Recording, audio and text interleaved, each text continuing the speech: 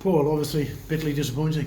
Yeah, not good enough. I thought the first half we controlled the game. I thought the game was very similar to Peterborough Sports. We come out the second half and we just start going back to front far too often, far too rushed. We passed the ball the full first half. We get done with a ball down the side that we switch off with, and they get a goal, and it just gives them something to hang on for. But I've got to say, I thought there was a period of 15-20 minutes they could have been 4 or 5 up. They had 2 really good chances. There was the penalty, they hit the post, and I thought we were a bit toothless top end of the pitch. I didn't think we won enough first contacts. I didn't think we had, I keep using that word, calmness. We had no calmness in the second half at all. First half you were completely dominant really, and yet you went in a goal down. It was a very curious. That's football. I said to Runes after, I think it was 14 minutes, we've got to score when you're on top. We've got to score, and I don't remember having any brilliant chances. We were brilliant between both boxes, but the game's won and lost in 36 yards, and we lost the battle in both of them.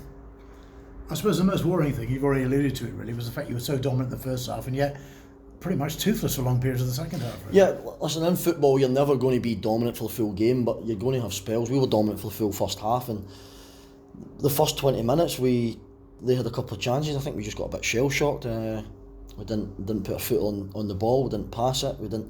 It's something I'll have to look back at. I'm not sure if it's not particularly the man in possession. Is it because we are under the cosh a little bit? Is people not shown to try and get on it? So it's something that we will have to try and have a look at.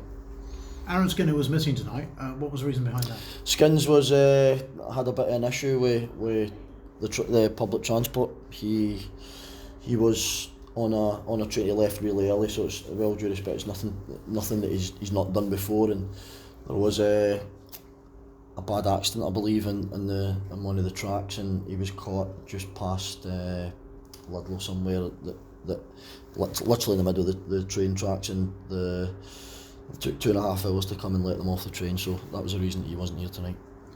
Kyle Hankins, how far away is he?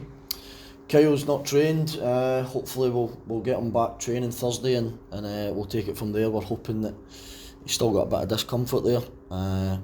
It's the same with some of the other lads. We made a few changes tonight. We almost forced into it. Akeem hadn't done a pre-season. He's done 90 minutes in 11 days. CC again hasn't done pre-season. Has had a bit of a knee issue. Laws played Saturday with a calf, with a tight calf. And who's the other one? Sorry, I can't remember off the top of my head who the other one. Skins obviously wasn't here and wasn't available, so we've got to try and look after the squad when we can. But I'll take responsibility tonight. We didn't win the game in a game that we're expected to win. Our home form of probably the last 6 months hasn't been good enough, to be brutally honest. That's something we're going to have to look at. A couple of bright spots. I thought Jay Tilt early on looked very live, very quick as well down the left hand side, and quite rightly Sammy Robinson named man of the match. I thought he was outstanding tonight. Yeah, Sammy's got that quality that he'll pass through lines and he'll pass the ball properly, and he starts a lot of good attacks for us. Che was lively. He worked hard. He worked back the pitch. I think within the first 5 minutes we got him on the ball when he's went down the line and won a corner or got a cross in or something, and then we didn't seem to find it again for him. So it's just trying to keep going over the things that are working for you and keep doing it and keep finding different ways of being a bit more forward thinking on the pitch. The first league defeat was always going to come at some point. It's how you bounce back now, isn't it, at Spennymoor?